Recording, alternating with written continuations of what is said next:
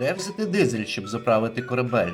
Де знайти достатню кількість бензину для вогнеметів, скутера та реактора Сабатьє? Де взяти нафту? Невже єдиний спосіб здобувати паливо це переробка біорештків? Друже, якщо ти шукаєш відповіді на ці запитання, то це відео саме для тебе.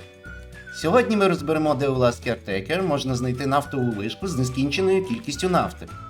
Так, тобі не почулося, таке місце існує. І я допоможу тобі туди дістатися. І зробити усе необхідне, щоб тобі ніколи більше не прийшлося стикатися з браком палива. Але давай усе по порядку. Ти на каналі Night Games, і це коротке відео допоможе тобі забути про нестачу нафти, дизелю і бензину назавжди. Тож, перед продовженням не забудь вліпити вподобайку під відео і пігнали! Насамперед, кілька слів теорії. Бензин та дизель можна отримати, переробляючи біорештки відповідно на бензиновому та дизельному генераторах. Але якщо ти дивишся дане відео, то ти це і без мене знаєш.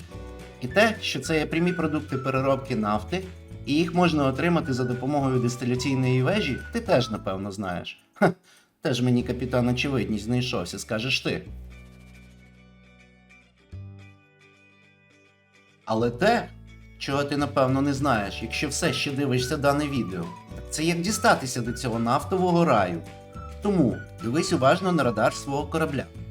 У верхньому колі, ось тут зліва, є іконка, схожа на підйомний кран. І це, друже, саме те місце, куди тобі і потрібно.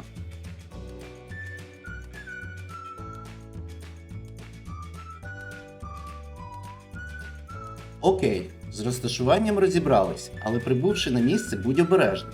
Місцеві аборигени налаштовані не надто дружньо. І не дуже охоче прагнуть обмінювати свою нафту на демократію, яку ти їм намагаєшся впарити. Тож, щоб твої переговори завершились успішним успіхом, крім доброго слова, тобі знадобляться міцні аргументи у вигляді набоїв, звісно. Багато набоїв. А краще дуже багато набоїв. І вогнемет з гранатами теж можуть стати в пригоді. Коротше, усе як завжди, без виключень. Місимо ворогів, увертаємося від лящів, зализуємо рани і знову пригощаємо вогнем та свинцем. Словом, рутинні будні маленького робота у безлюдному світі.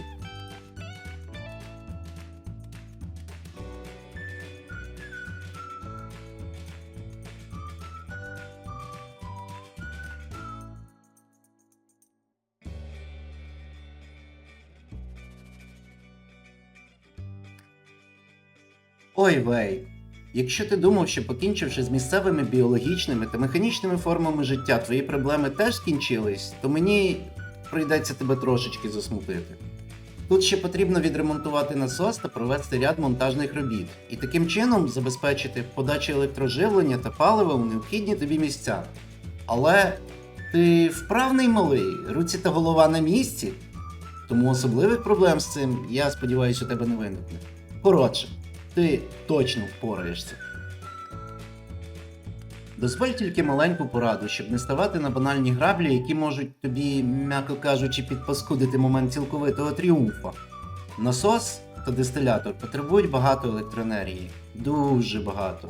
Тому на акумах, вітряках та сонячних панелях економити не слід. Якщо, звісно, не хочеш, щоб воно все перестало працювати у самий непідходящий момент. І тут ти такий кажеш: «Вау, дякую, Кеп, я б без тебе сам і не здогадався б, напевно». Ну, іронія, звісно.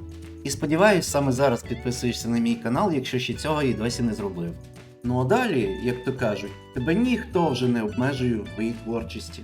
Можна побудувати дистиляційну вежу безпосередньо на платформі, переробляти нафту на бензин і диспаливо тут і подавати на корабель вже готові продукти. Можна використати моє рішення.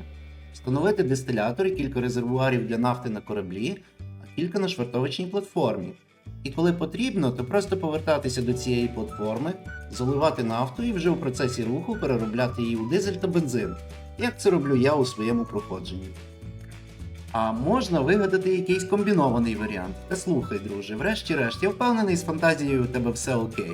Ну, одним словом, якщо твій варіант вийде більш креативним і новаторським, то не забудь, будь ласка, поділитися з нами у коментарях. І ще, бонус наостанок, ледь не забув. Є одна невеличка, але достатньо неприємна механіка самої гри. Локації створені таким чином, що коли ти їх покидаєш, то усі фонові дії перестають працювати. Тобто, батареї не заряджаються, Гази та паливо не генерується, з'єднання кабелів і шлангів іноді розходяться у випадкових місцях.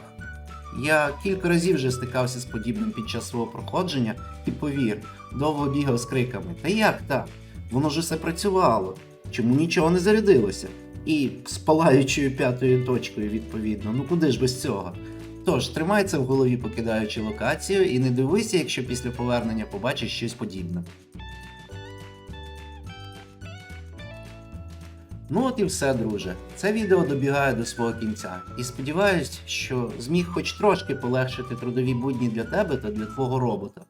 Тому затягувати з довгим прощанням не буду, скажу лише, якщо тобі сподобалося почути та побачене, то обов'язково переходь на канал і підписуйся. Тут на тебе чекає повне проходження цієї чудової гри та ще багато цікавих відео по проходженню інших ігор. Тож, зустрінемось на каналі.